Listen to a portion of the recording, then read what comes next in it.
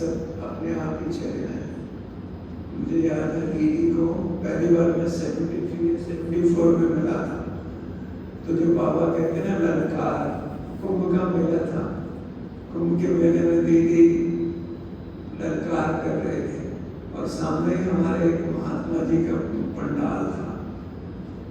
तो भाव ये कि बाबा ने जो हम सबको बनाया है वो उसकी कमाल है। हमने तो सिर्फ बाबा को अपना जीवन समर्पित कर दिया, बाकी बनाया तो उसने है और उसने बना के हमें संसार के सामने आगे खड़ा कर दिया।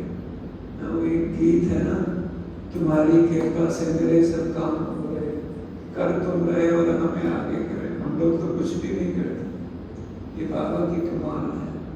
इसलिए हम तो सिर्फ अपना मन बुद्धि बाबा को समर्पित कर दें, फिर बाबा को जो सेवा करानी है वो कराएगा। रोज बाबा हमें कितने खजाने देता है। आज हम ब्रिजमल भाई से मिल रहे थे तो भाई साहब को कहा कि भाई साहब कुछ ब्लेसिंग दीजिए। अब वो उनके क्योंकि गले में वो ट्रिक्यास्टमी के लिए बोल नहीं पाते, तो उन्होंने भाई को इशारा किया कि पेपर लेके आओ, लिखा।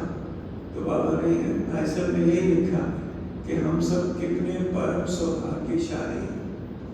तो एक एक शब्द में कितना महत्व है, एक एक शब्द में कितने राज समाये हुए।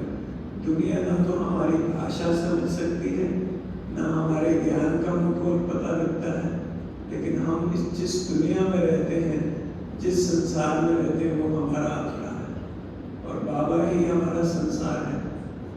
मुझे याद है मैंने सबसे पहले जब विश्वविद्यालय में आया था तो 1961 की बात है।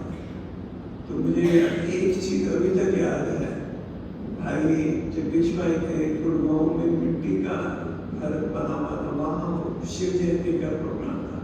तो भाई साहब ने कहा कि भगवान साधारण धर्म में आए हैं और हम सबसे हमारी बुराइयों का दाम मांगते हैं। तो मुझे बहुत विचित्र लगा कि भगवान हमारे से क्या मांग रहे हैं। तो वो बात कभी भी नहीं भूलती कि बाबा हमारे से क्या एक्सपेक्ट करता है। आज भी बाबा ने कहा ना, लेकिन शब्द का नया अर्थ पता है। बाबा तो यही चाहता है कि हम सब अपनी वीकनेसेस को उसको समर्पित कर दें और संपन्न बन जाए। और हम संपन्न बनेंगे तो सबको लिए भला होगा, उनको भी मुक्ति, जीवन मुक्ति मिलेगी। तो इसलिए हमारे ऊपर बहुत बड़ी जिम्मेवारी है, उस जिम्मेवारी को हम पूरा करना है। इसलिए बाबा जो करे, जहाँ बिठाए, जैसे रखे वैसे हम